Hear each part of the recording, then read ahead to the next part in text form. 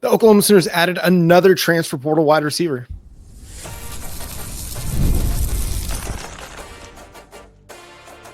You are Locked On Sooners, your daily podcast on the Oklahoma Sooners. Part of the Locked On Podcast Network, your team every day. What's up, Sooner Nation? Happy New Year and welcome to Locked On Sooners, and thank you for making Locked On Sooners your first listen every single day. Shout out to all the everydayers out there for tuning in and subscribing to the show wherever they get their podcasts. We are part of the Locked On Podcast Network, your team every day. He's Jay Smith. I'm John Williams. Jay, the Oklahoma Sooners added another transfer portal wide receiver, one Josiah Martin from Cal. Ooh, now he's been a player that has been looking at Oklahoma himself and wanted to come play at Oklahoma for a while. Comes from Denton Guyer, played ball with Jackson Arnold down there. And I think it's a pretty solid pickup. Young wide receiver. I think he had like 12 catches for over 1,100 yards. I'm sorry, not 1,100, but 111 yards this past season. So he's actually had a pretty solid year as a freshman. And I know that, like I said, he had looked at Oklahoma for a bit. And now that the numbers are working out perfectly, he's able to actually fulfill that dream and be a Sooner. Before landing at Cal, he had offers from Alabama, Arkansas, Baylor, Colorado, Kansas, Michigan State, Minnesota, Mississippi State, Missouri, Ole Miss, Oregon, Oregon State, Penn State, Purdue, TCU, Tennessee, Tulsa, a lot of Utah, Washington State. Hey, Washington State.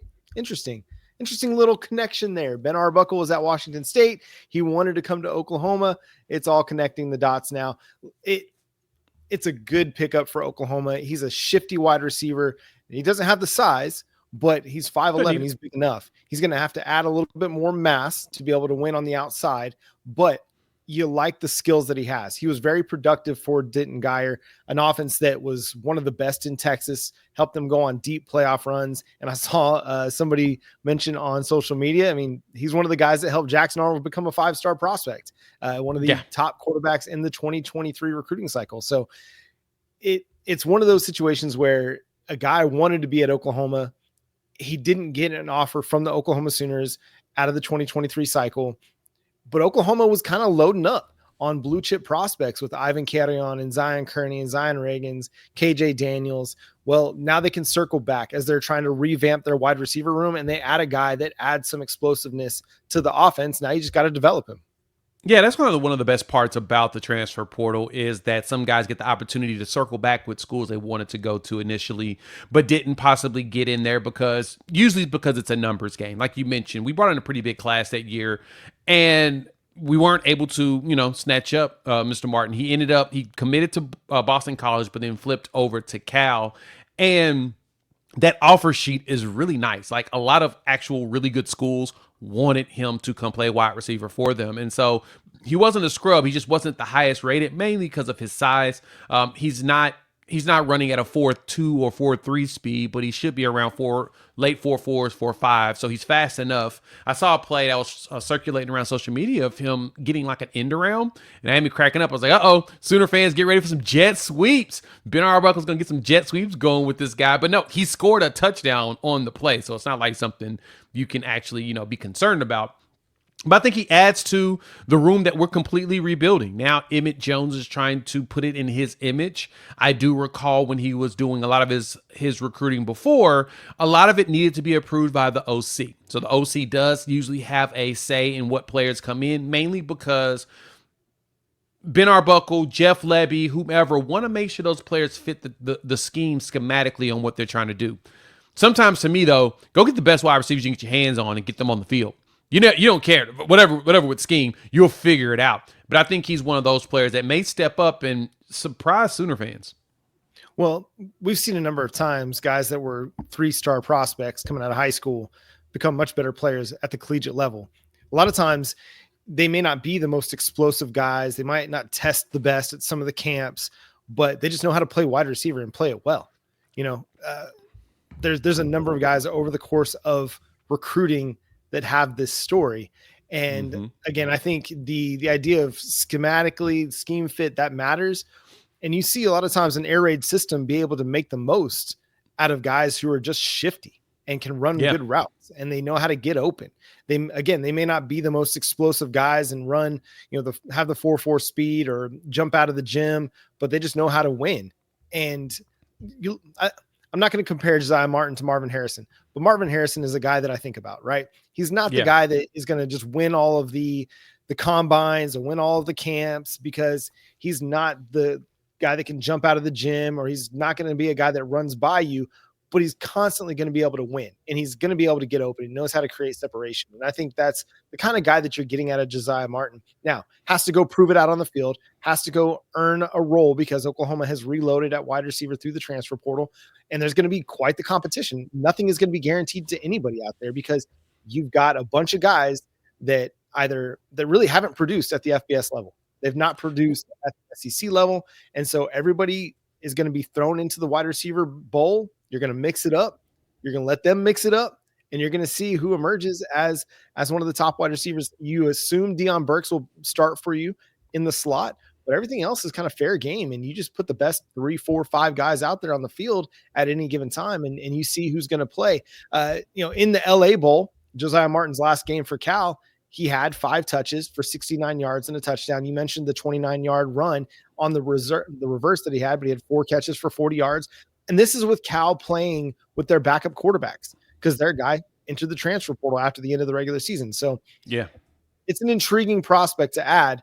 And again, a guy that wants to be at Oklahoma. So he's going to come in, he's going to make every bit of the best of his opportunity once he gets into Norman. Yeah, that's the one thing that gets me excited is, as you mentioned, there's a lot of decisions that are going to have to be made when it comes to wide receiver. You're going to see a lot of competition. Everybody's going to be trying out to see who's going to win it, who's going to end up owning it. And that's what I'm excited about, is that Emmett Jones now has got a lot of dudes that are going to be able to compete. And that's what's important. You want to have some good competition going in that room to where you're playing the best players possible. But John, just as you mentioned, a player like Josiah Martin, he's shown that he has the ability of just finding pockets and getting open, a la Drake Stoops, and something that we were seeing out of Jacob Jordan most recently, just finding a way, get open, just so that you can get the playoff and get in there and, just make things happen. That's the hardest part, is just going out there and finding those pockets and getting open. And I think Martin's going to be able to add to that. He's been able to do it. His best game this past season was that North Carolina State. They lost it by 1 point. He had 5 catches for 34 yards with a 15-yarder. So it looked like he was finding ways to get himself open, catch some passes, and just moving the sticks. That's what we're going to need. And in Ben Arbuckle's system, I think that he'll be able to play very well in how heavy of a pass game you're going to see. One more wrinkle in this. He's a friend of Michael Hawkins. So he's got potentially your future starting quarterbacks sign off on this player as well, and works out with the Hawkins in North Texas. But let's just kind of look at where the wide receiver room is right now before we get into our next segment. You got Deion Burks, and I'm just going alphabetically here. Okay. So Deion Burks, Ivan Carrion, Emmanuel Choice, part of the 2025 class. KJ Daniels was part of the 2024 class. Jaden Gibson's going to be coming off of that ACL injury he suffered in fall camp. Hopefully you can get him back for the 2025 season at some point. Jacob Jordan, the true freshman standout, walk-on standout.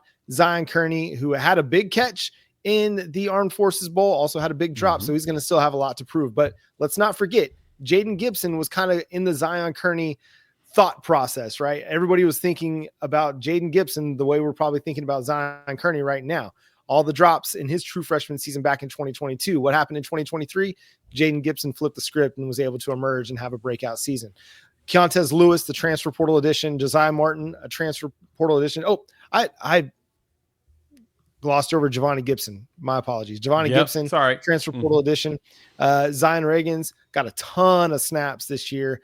He's going to build on what he did. He's going to continue to get better. Remember, true freshman. Isaiah Satania coming over from Arkansas, and then Elijah Thomas, the 2025 4-star prospect out of Chakotah. So a lot of really, really intriguing names in your wide receiver depth chart. Who knows what it's going to look like when they start the season next year, but I'm excited to see how the spring camp and fall camp battles are going to play out. And John, I don't think we're done. I don't think we're going to be done. I think we may actually end up adding another wide receiver. Just keep your eyes open on that. Hey, man, if you got a roster spot for it, I'm all for the competition. One guy coming back, though, is got me pumped. Let's talk about him coming up next here on Locked On Sooners.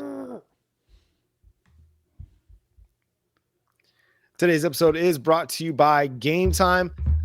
Attending the new 12-team college football playoff games is an incredible experience that brings fans together like never before. I remember the excitement of past playoff games and can't wait to make new memories with the updated format and extra teams involved.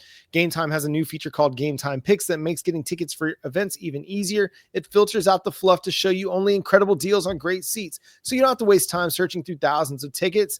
Recently, I used the Game Time Picks to find tickets for an upcoming comedy event. I'm going to go see Nate Bargatze next fall when he comes through Oklahoma.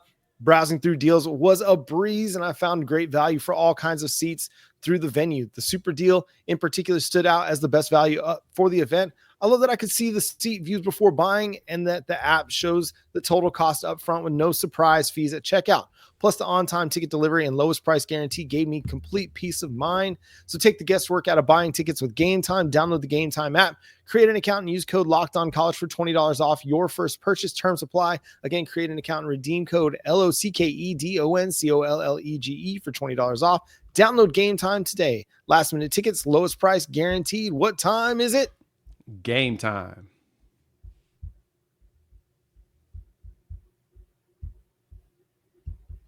And thanks again for making Locked On Sooners your first listen every single day. Shout out to all the everydayers out there. Tune in and subscribe to the show wherever you get your podcasts. Again, happy new year to you. And thanks for making 2024 the best year yet for Locked On Sooners. Looking forward to what's going to happen in 2025 as we have an Oklahoma Sooners team looking to bounce back and rebound from a 6-7 season in 2024. We're going to follow a softball team that is hoping to five-peat. Can they become the five-time defending national champion? Sorry, that's a callback to all the Booker T fans out there. But Jay, Robert Spears-Jennings is coming back. Robert Spears-Jennings is back. He's back, and I'm pumped, man. I'm excited for this return. Yeah, it's huge, and that's what we needed. Like that, if there was anything that I wanted to have, it was Dominic Williams come back, R. Mason Thomas make his return. Robert Spears-Jennings also confirmed that, and so we've got Dominic. I think R. Mason Thomas has kind of got dropped on accident a little earlier, but we'll see if he decides to re-up on it and do it in his own time. But getting Robert Spears-Jennings back, huge game changer for that defense, because now you've established your veterans are there, and they're going to go out there and they're going to be flying like their hair is on fire. They that defense last season, the Brent Venables, and at the time, Zach Alley was putting out there, man, the team looked like they were a force to be reckoned with. They looked like they were dangerous against every team. And heck, you won 6 games with mainly defense.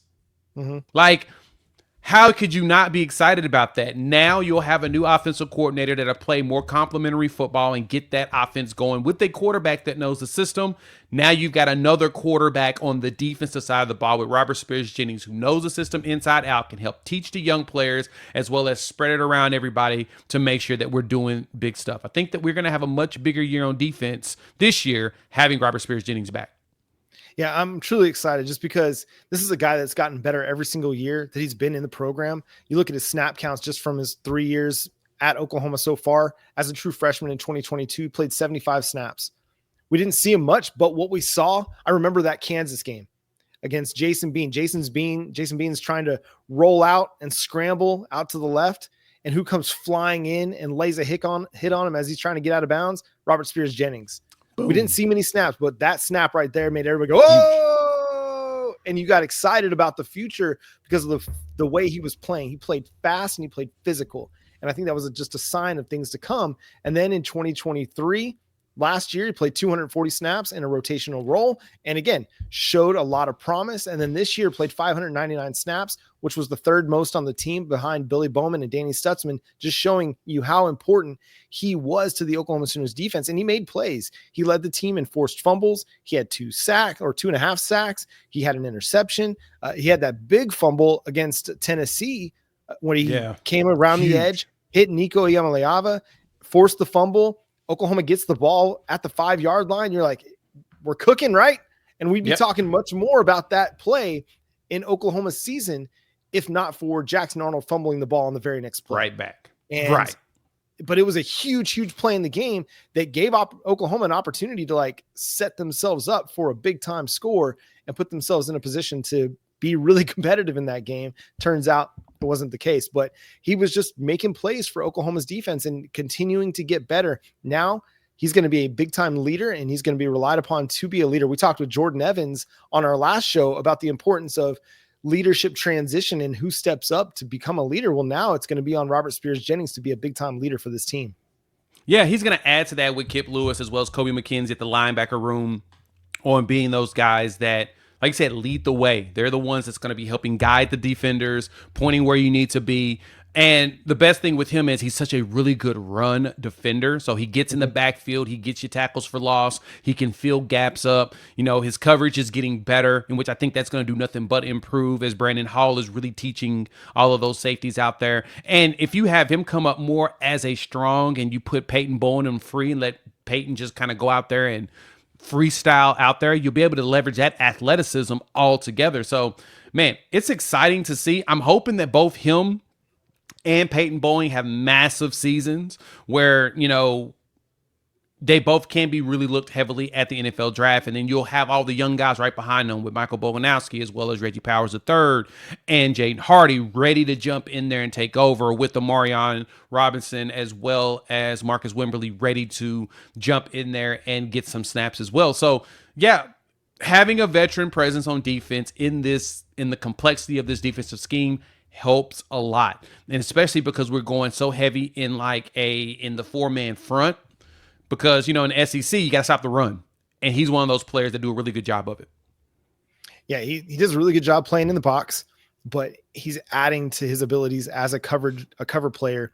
And I was actually doing a mock draft just for fun over at Pro Football Focus, and he came off the board in the 4th round, which I thought, hey, that's pretty solid for him, man.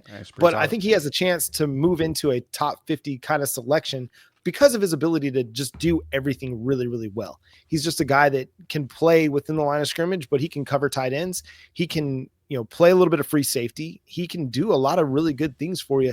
But the fact that you're getting him back for one more year on Oklahoma's defense, to me, that's maybe the plus of NIL, is some of these guys that might've been mid-round picks deciding, hey, you know what? I can play one more year. I can actually earn a little coin, and then I can improve my draft stock, as opposed to just having to go. And I don't know if Robert Spears-Jennings would have decided to go anyway, or if he had decided to stay, whether NIL was part of the equation or not.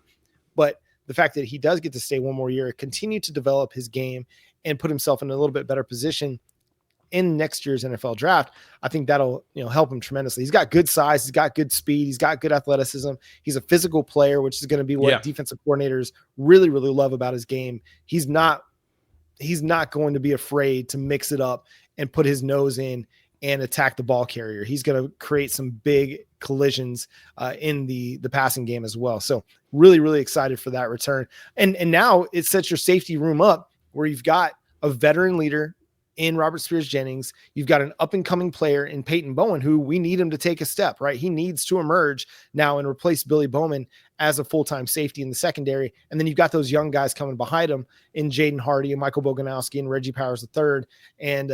And you're hoping that those guys can now take a step and become part of the safety rotation, where Oklahoma likes to play a lot of safeties. We've seen that over the last several years, that they will play 3, 4, maybe 5 safeties on the defense. So where do you think that Oklahoma's rotation goes? Who do you think are going to be the next 2 guys maybe behind Robert Spears-Jennings and Peyton Bowen? Right now, I'm still looking at probably a Jaden Hardy as well as a Michael Boganowski coming in. Hardy playing your free, Boganowski playing your strong, coming down and really focusing on hitting and really filling gaps and stopping the run. I see Reggie Powers III really playing a heavy cheetah role, mixing in some linebacker. He's got nice size and speed, so he can play great in coverage, and he kind of makes me think about like Kendall Dobie when it comes to blitzing. I know with Dobie's dislocated ankle and situation, most likely won't see him until right before the season starts. So I'm sensing you're going to probably see a lot of Powers there at Cheetah, him and Samuel Mosigo rotating, but definitely you're going to see a lot of Hardy, definitely a lot of especially a lot of Boganowski. We saw him actually in the bowl game. So that's kind of the rotations I'm believing. Brandon Hall is going to have those guys moving around and rotating enough to where they've got the wind and being able to be just be comfortable out there on the field. And then, just in this Brent Venables scheme, we need to just get them a lot better in the coverage side, which I think with the corners will have that. Yeah, it's going to continue to get better as your young defensive backfield continues to get better, and you have that interior defensive line that's going to be able to help stop the run, making their job so much easier. But what's going to happen at Oklahoma's for Oklahoma's defensive coordinator search? We'll discuss that coming up next year on Locked On Sooners.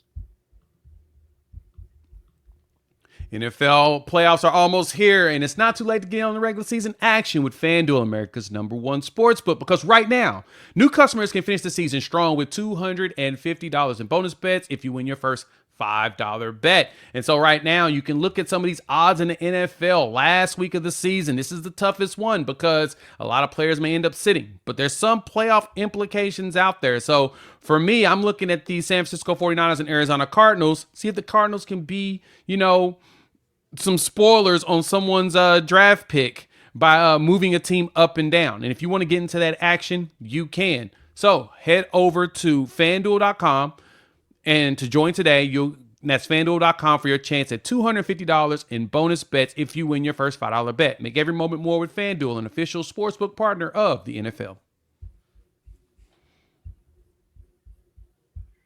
Thanks again for making Locked On Sooners your first listen every single day. Shout out to all the everydayers out there. Tune in and subscribe to the show wherever you get your podcast. Go leave us a 5-star review over on Apple or Spotify, wherever you do listen to your podcast. Make sure you let friends and family know about Locked On Sooners. We want to continue to grow, and we thank you for your support out there. Jay, the defensive coordinator search is kind of the top of mind storyline for Oklahoma Sooner fans. What do you think is going to happen, or what are you hearing out there? What's the buzz as Oklahoma looks to replace Zach Alley? What I've noticed is a lot of people have been posting on the social medias as well as in YouTube videos about the possibility of reuniting Wes Goodwin with Brent Venables. Wes is the defensive coordinator over at Clemson right now. He's one name that's definitely been circulating around. I've seen Zach Arnett. He just recently took the job as defensive coordinator over at UNLV. So that's kind of I don't know about that one. But I'm honestly, one name that was mentioned and I've seen that really does intrigue me some is Bryant Odom, the former linebacker coach here, the one that actually recruited Kip and Kobe here initially, that he ended up leaving, going to USC, but now he is a defensive, he's a linebacker and defensive coordinator interim down there at North Texas. So he's back in the area. I know the word North Texas is a very bad word in these streets nowadays, but it's okay. John, I think that Brian Odom in his track record of recruiting linebackers, I think he would be intriguing to have. And honestly, for the most part, you're probably going to have a DC that comes in. It's going to be in name only. So to me, Brian Odom or even Wes Goodwin makes sense because schematically, it's going to be Brent Venables' defense regardless. He's going to go down swinging. So it makes sense. If this is a make it happen year, this will be the year he makes it happen. And you'll have those guys. Both are actually really good at recruiting linebackers. Go look at those players that came to Clemson because of Wes. Then you can look at the players that Brian Odom was to get here at Oklahoma at linebacker. I mean, Kenneth Murray down to right now, Kip and Kobe. So I am not against it on either one of those two. It's not going to be the splash hire like you got with Ben Arbuckle, unfortunately, though.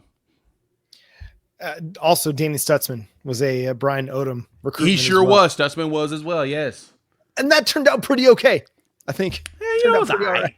It was all right. It was okay. Yeah. No, I think, listen, I think you're right that whoever does become the defensive coordinator is probably going to be now, if it's Wes Goodwin, okay, he's a guy that's called plays. He could come in and be the defensive play caller. If it's Brian Odom, I would imagine that he's coming as a co-DC, similar to the Todd Bates, Jay Valai situation, where he's going to help coordinate the defense, but then Brent Venables calls the plays.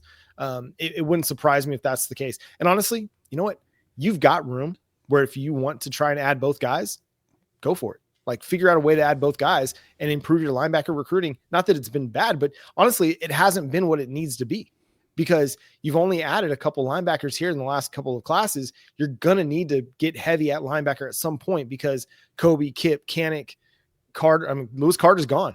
So Kobe, Kip, and Kanik, I mean, they're all eligible for the NFL draft after this year. And you're going to lose some important depth potentially. But if you bring in Wes Goodwin, He's a guy that helped recruit Sammy Brown. That's a dude that Oklahoma was really trying to get to Norman, and you weren't able to do it. It ended up being Clemson. They've done some really good linebacker recruiting at Clemson over the years. Some of that was Brent Venables, and then it became Wes Goodwin. Listen, I know he may not be the name that everybody wants, but if you're looking for a guy that's going to continue to run Brent Venables' defense, there is some continuity there. It's a guy that's going to be able to do that. Now, how successful will they be? That's going to be up to the defense and the players and the coaching staff to make sure they're successful. But I think what's going to happen is you're going to see Brent Venables' defense, and whoever is here, it's going to be under Brent Venables. I mean, you're not going to come in and run a 3-3-5. You're not going to come in and, run a 3-4 out of nowhere. You're not going to be running, just straight 4-2 nickel. You're going to be running a multiple defense, because that's what Brent Venables wants to be. He wants to be multiple up front. He wants to run some 3-man fronts. He wants to run some 4-man fronts. He wants to be able to mix and match, running 3-3s. He wants to be able to run, some straight nickel 4-2-5s. And sometimes he wants to show some looks that look like more of a traditional 4-3. Yeah. That's what Brent Venables wants to be. And listen, I don't necessarily love the idea of Wes Goodwin, because you look at his last 2 games, SMU and Texas, they allowed 34.5 points per game in those 2 games. Don't love it. At the same time, he's a name that allows for continuity. And I think it's better continuity than what you had bringing Seth Luttrell. I'll say that. Yeah. Mainly because it's going to be Brent Venables doing it right. Right. And it's a guy that runs the same defense, as opposed to when you brought Seth Luttrell on, you were looking for continuity to try and continue to run Jeff Lebby's offense. It didn't work. No, as opposed to if you would have brought in somebody that runs a similar offense as Jeff Lebby from outside the room, outside the building, that would have made more sense on a continuity front. This to me makes a little bit more sense.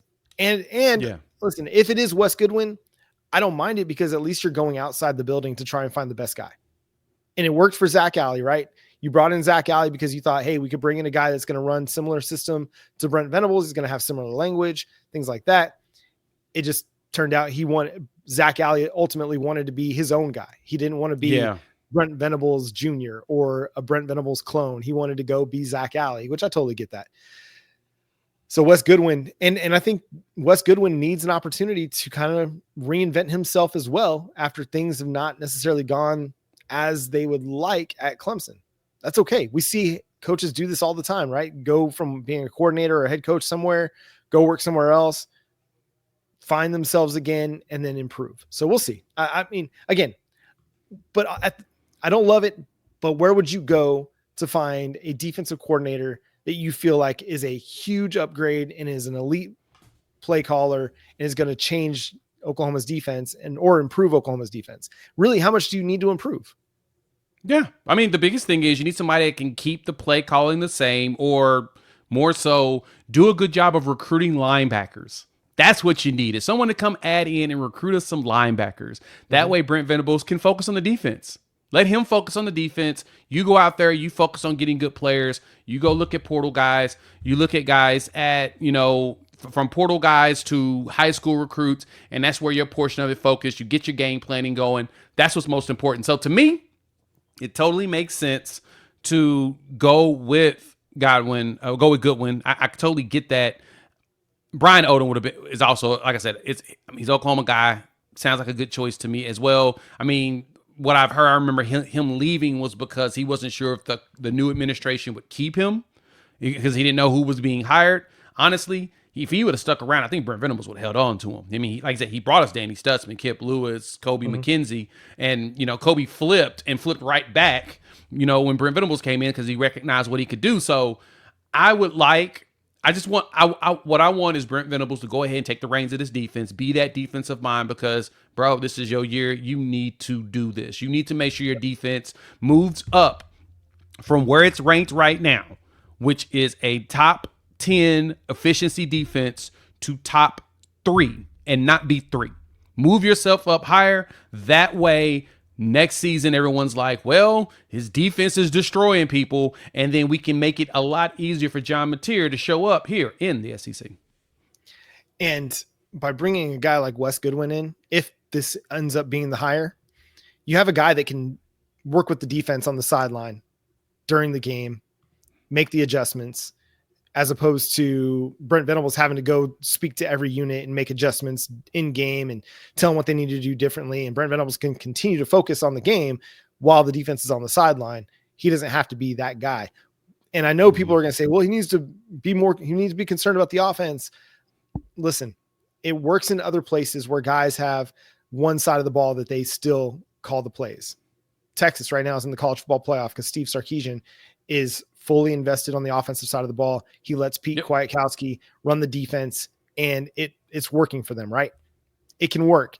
It could have worked at Oklahoma, right? If you just had the right defensive guy and you could have recruited defensive play calling better. It just hasn't been the case. So anyway, I'm cool with it. And then also, hey, it looks like if you're looking for the Sugar Bowl, it looks like it's going to be postponed till tomorrow. Our thoughts and prayers are out there to everybody in New Orleans after the attack that occurred this morning. Crazy, just absolutely crazy stuff. But Sugar Bowl looks like it's going to be postponed according to reports. And man, that just sucks, dude. That sucks for all the players, everybody that's traveling down to the Sugar Bowl, and obviously for those that were injured or hurt or killed in the attack, dude. Thoughts and prayers go out to everybody there. Yeah, 100%. Yeah, and that's going to do it for today's episode of Locked On Sooners. Thanks so much for tuning in, being a part of the show. Subscribe to the show wherever you get your podcasts. But until next time, he's Jay Smith. I'm John Williams. We'll talk to you then. Happy New Year, Boomer Sooner.